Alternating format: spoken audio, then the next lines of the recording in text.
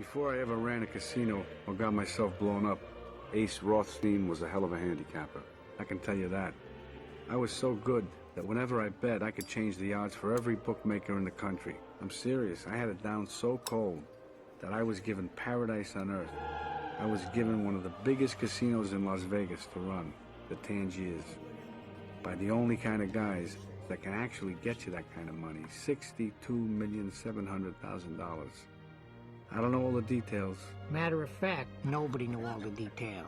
But it should have been perfect. I mean, he had me, Nicky Santoro, his best friend, watching his ass.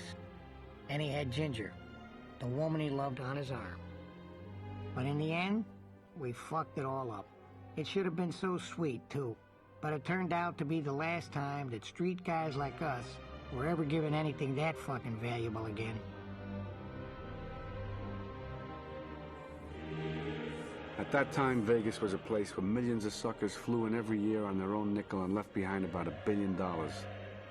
But at night, you couldn't see the desert that surrounds Las Vegas. But it's in the desert where lots of the town's problems are solved. Got a lot of holes in the desert, and a lot of problems are buried in those holes. Except you gotta do it right. I mean, you gotta have the hole already dug before you show up with a package in the trunk. Otherwise, you're talking about half hour or 45 minutes to dig it. And who knows who's gonna be coming along in that time. Before you know it, you gotta dig a few more holes. You could be there all fucking night.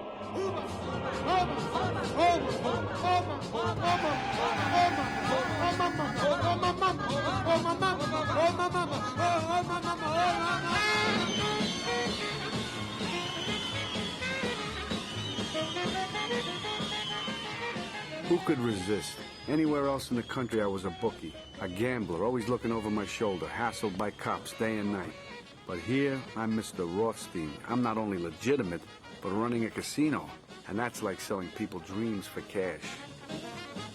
I hired an old casino pal, Billy Sherbert, as my manager, and I went to work.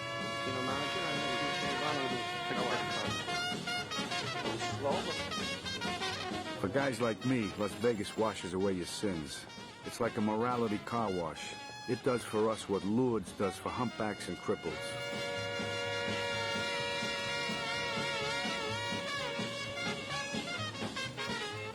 And along with making us legit comes cash. Tons of it. I mean, what do you think we're doing out here in the middle of the desert? It's all this money. This is the end result of all the bright lights and the comp trips, of all the champagne and free hotel suites, and all the broads and all the booze. It's all been arranged just for us to get your money. That's the truth about Las Vegas. We're the only winners. The players don't stand a chance. And their cash flows from the tables to our boxes, through the cage, and into the most sacred room in the casino. The place where they add up all the money, the holy of holies, the count room. Now, this place was off limits. Even I couldn't get inside, but it was my job to keep it filled with cash, that's for sure. They had so much fucking money in there, you could build a house out of stacks of $100 bills. And the best part was that upstairs, the board of directors didn't know what the fuck was going on. I mean, to them, everything looked on the up and up, right? Wrong. The guys inside the counting room were all slipped in there to skim the joint dry. They'd do short counts, they'd lose fill slips, they'd even take cash right out of the drop boxes. And it was up to this guy right here, standing in front of about $2 million, to skim the cash off the top without anybody getting wise, the IRS or anybody. Now notice how in the count room nobody ever seems to see anything. Somehow somebody's always looking the other way. Now look at these guys, they look busy, right? They're counting money. Who wants to bother them? I mean, God forbid they should make a mistake or forget to steal. Meanwhile, you're in and you're out. Past the jag-off guard who gets an extra C-note a week just to watch the door. I mean, it's routine. Business as usual. In, out, hello, goodbye, and that's all there is to it. Just another fat fuck walking out of the casino with a suitcase. Now that suitcase was going straight to one place, right to Kansas City, which was as close to Las Vegas as the Midwest bosses could go without getting themselves arrested. That suitcase was all the bosses ever wanted, and they wanted it every month.